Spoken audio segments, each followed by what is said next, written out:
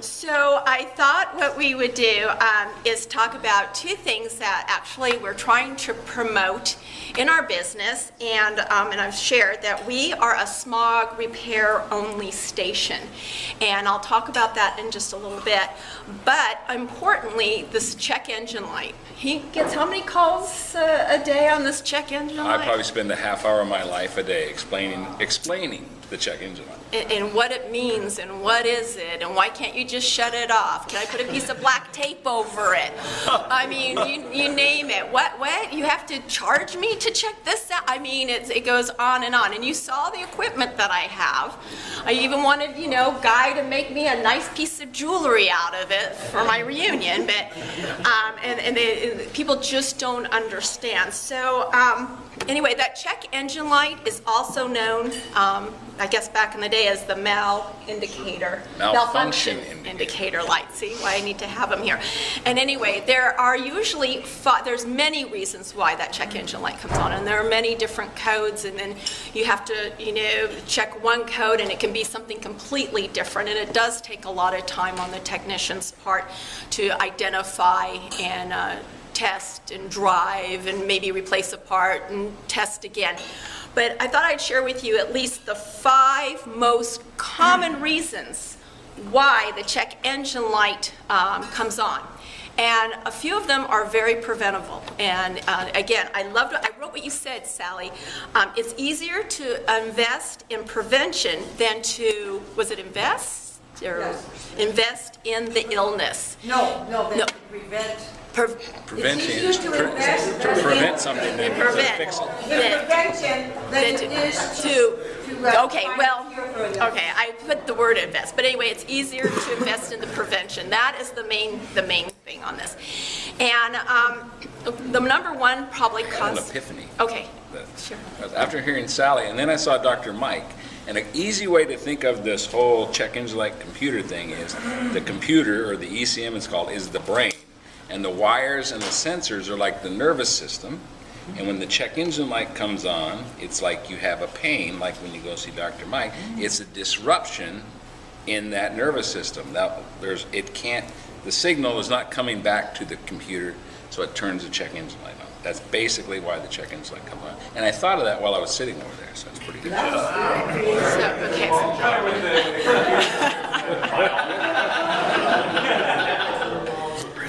So, number one, if that check engine light comes on, and of course you have a newer car, the first thing you want to check is your gas cap.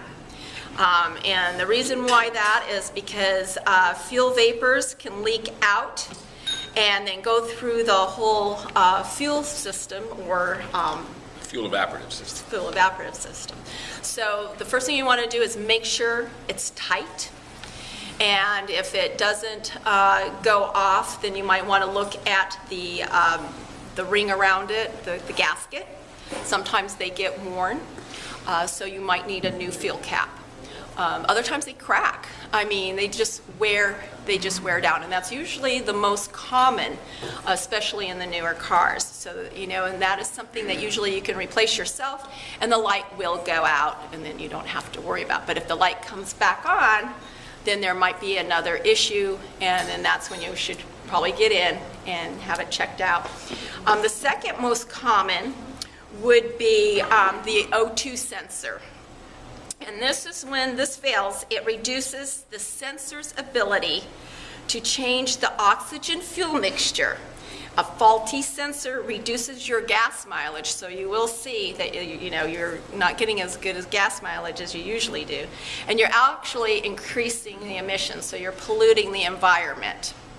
So did you want to add anything about the O2 sensor?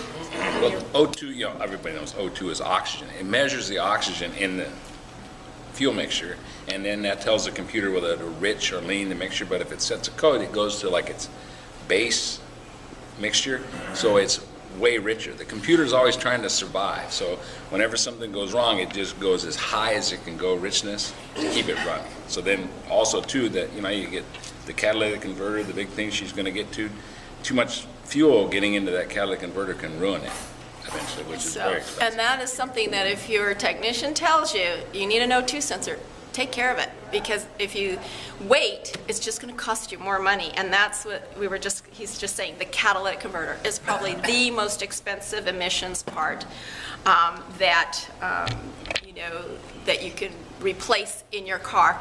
And I've seen them as low as $800, up to about $2,000. So I would say the average cost of a catalytic converter is about $1,200. And some cars have two. So that is something you want to take care of. And you'll recognize that. You'll get poor gas mileage, and your car won't be able to accelerate. And the check engine light will come. Yes. Now this is another preventative maintenance that you can do at your oil change at least once a year. Change your air filter. Change your air filter, because your mass airflow sensor is another component of the smogs and the emissions that goes out, puts the check engine light on. It's a very costly thing also. What is that, about $400 or $500? But still, at least, it's expensive. But if you did your regular maintenance, your air filter, that's something you can prevent. And then this is something, regular preventative maintenance, your spark plugs.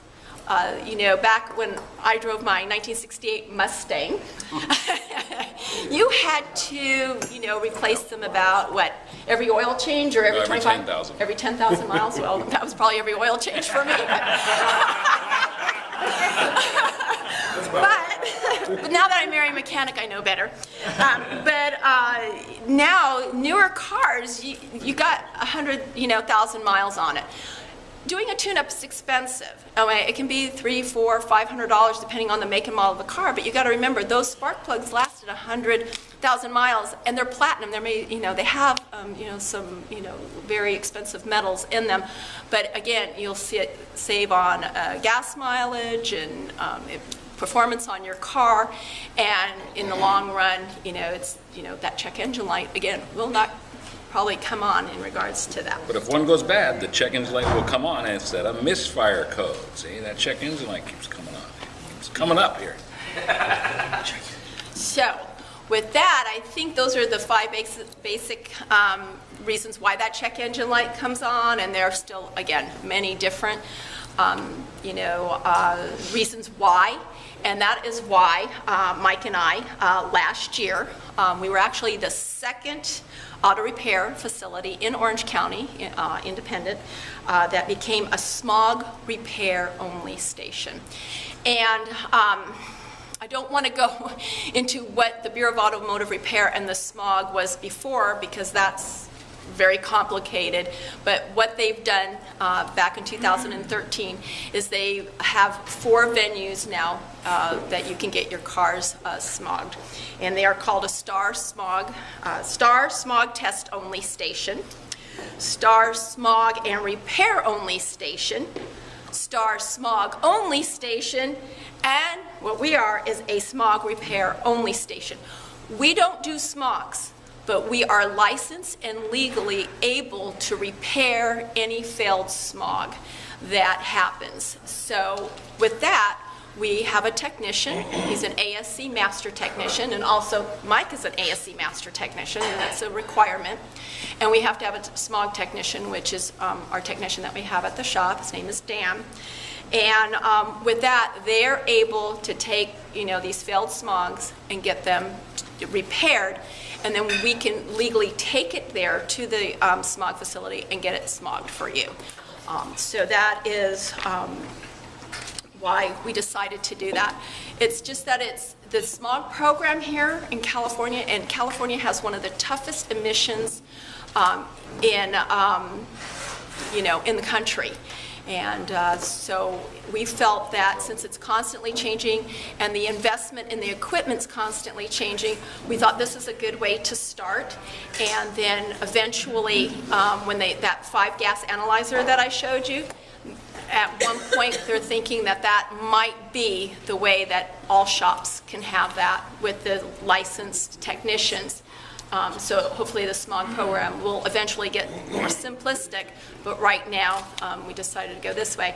I checked on the internet yesterday, and out of the 920 smog stations, and that's all of them combined, Now there's 7 in Orange County that are repair-only stations. So, and we are getting more and more business in regards to that.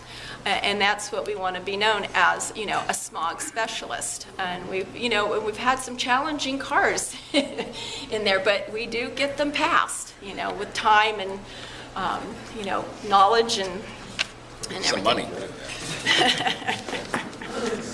So do you have anything to add about the smog program? Well, there's one thing. The smog program is changing again, is the rumor. We're probably going to be able to smog cars eventually, because they finally realized that late model cars were passing, except for when the check engine light is on, obviously. So they realized our state moves a little slow, but they decided, well, we can have a program where we just check and make sure that there's no codes, no check engine light, and everything is working, and obviously the car's fine. But they're taking, like anything the state does, it takes a long time to get it done, because they have to have different people making the machines. They can't have a monopoly, so it's going to be like years maybe. Just real quickly, we're Val and Mike's Auto Service. We've been 20 years in business this year, and our location is on Metzler Lane in Huntington Beach. Our hours are Monday through Friday from 7:30 to 5:30 p.m.